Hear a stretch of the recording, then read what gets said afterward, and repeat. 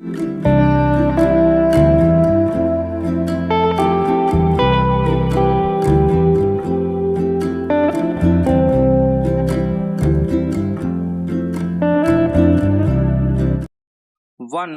2, 3 start. राष्ट्रीय प्रतीकों के प्रति सम्मान सहज नागरिक बोध की अभिव्यक्ति है, मगर विचित्र है कि इसके लिए भी हमारे देश में दंडात्मक प्रावधानों का सहारा लेना पड़ता है। यह बात बचपन से सिखाई जाती है कि जब भी राष्ट्रगान बजे तो उसके सम्मान में सावधान की मुद्रा में खड़े हो जाना चाहिए। राष्ट्रध्वज को फहराने, उसे उतारने, रखने आदि को लेकर नियम कायदे बने हुए हैं। किसी भी रूप में राष्ट्रध्वज का अपमान नहीं होना चाहिए। इस नागरिक बोध को पुख्ता करने के लिए जापान आदि अनेक देशों के उदाहरण भी दिए जाते हैं। फिर भी हमारे देश में बहुत सारे लोगों में अपने राष्ट्रीय प्रतीकों के प्रति सम्मान का भाव पैदा नहीं हो पाया है। इसका ताजा उदाहरण श्रीनगर में राष्ट्रगान के दौरान खड़े न होने पर 12 लोगों को निरुद्ध करने की घटना है। एक कार्यक्रम के समापन अवसर पर जब वहां के उपराज्यपाल भी उपस्थित थे, राष्ट्रगान बजाया जा रहा था। उस वक्त 12 लोग राष्ट्रगान के सम्मान में खड़े नहीं हुए। इस पर उनके खिलाफ दंडात्मक कार्रवाई करनी पड़ी। हालांकि यह पहला और अकेला उदाहरण नहीं है। कुछ साल पहले जब सिनेमाघरों में फिल्म शुरू होने से पहले और खत्म होने के बाद राष्ट्रगान बजाना अनिवार्य किया गया था, तब बहुत सारे लोगों को जानबूझकर उसका अपमान करते देखा गया। उस वक्त भी बहुत सारे लोगों के खिलाफ दंडात्मक कार्रवाई की गई थी। दंड के भय से राष्ट्रीय प्रतीकों का सम्मान करना कोई सभ्य समाज की निशानी नहीं माना जा सकता। राष्ट्र के प्रति प्यार तो मन में होना चाहिए, मगर हमारे यहाँ अक्सर परंपराओं को दकियानूसी साबित करने और उनकी अवहेलना की जो प्रवृत्ति दृढ़ होती गई है, उसमें राष्ट्रीय प्रतीकों का भी अक्सर जानबूझकर अपमान करते देखा जाता है। श्रीनगर के कार्यक्रम में जो लोग राष्ट्रगान के समय अपनी कुर्सी पर बैठे रहे, ऐसा कतई नहीं माना जा सकता कि उन्हें इस बात की जानकारी नहीं रही होगी कि राष्ट्रगान के सम्मान में उनका क्या व्यवहार होना चाहिए।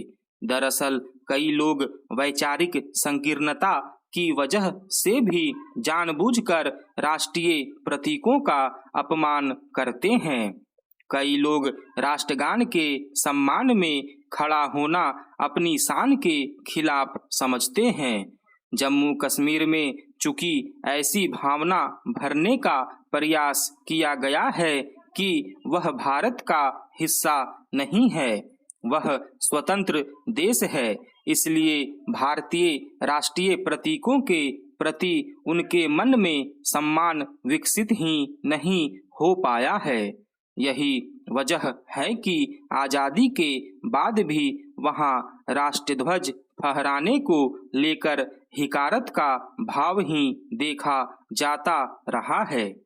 ऐसे में हो सकता है कि जिन लोगों ने राष्ट्रगान बजने पर खड़ा होना जरूरी नहीं समझा, वे इसी भावना से ग्रस्त रहे हों।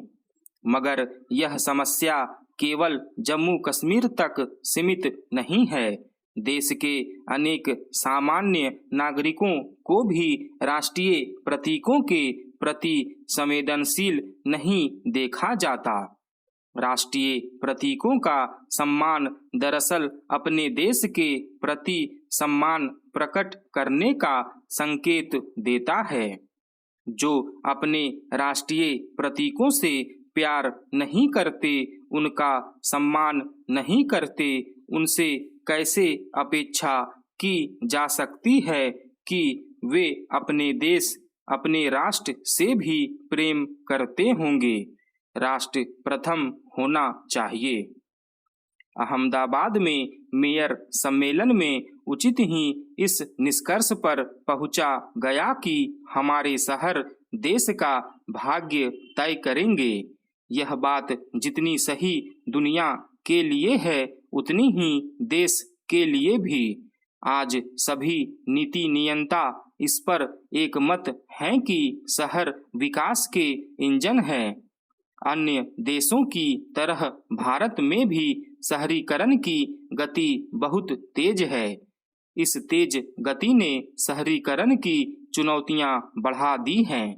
नगर निकाय शहरों में रहने वालों की आवश्यकताओं और अपेक्षाओं को पूरा नहीं कर पा रहे हैं।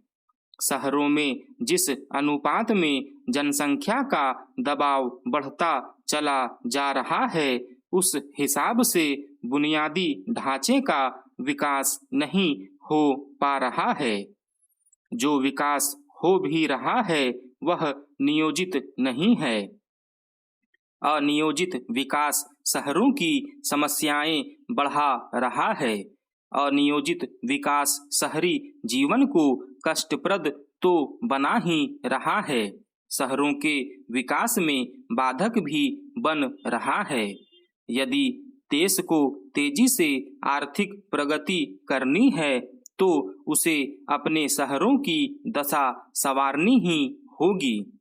हमारे छोटे बड़े शहर गंदगी, प्रदूषण, ट्रैफिक जाम और लोगों की रोजमर्रा की जिंदगी को तनाव देने वाली समस्याओं से घिरते जा रहे हैं।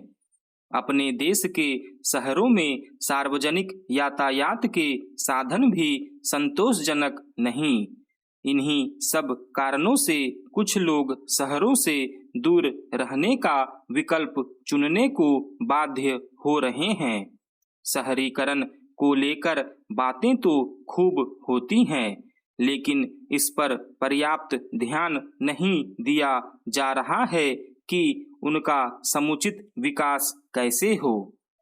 शहरीकरण संबंधी ज्यादातर योजनाएं समस्याओं का फौरी निदान करने वाली होती है।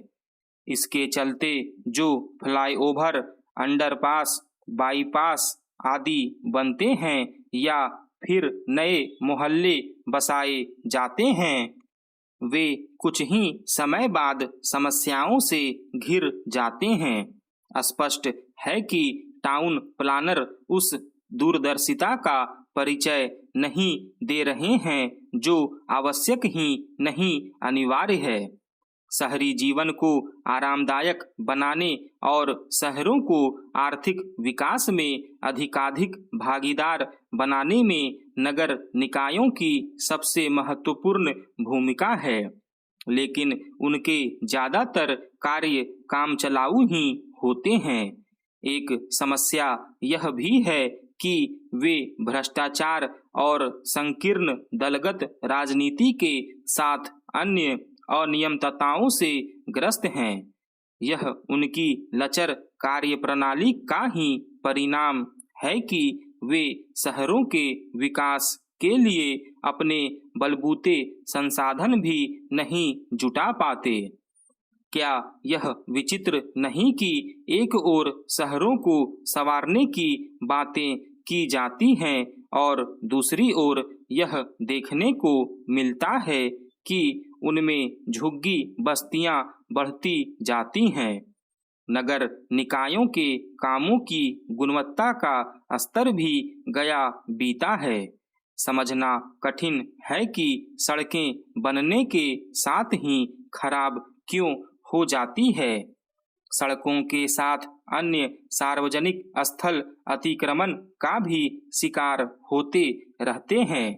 यह भी देखने में आता है कि एक ही शहर के अलग अलग इलाकों के विकास के मामले में भिन्न भिन्न मानक अपनाए जाते हैं। स्टॉप।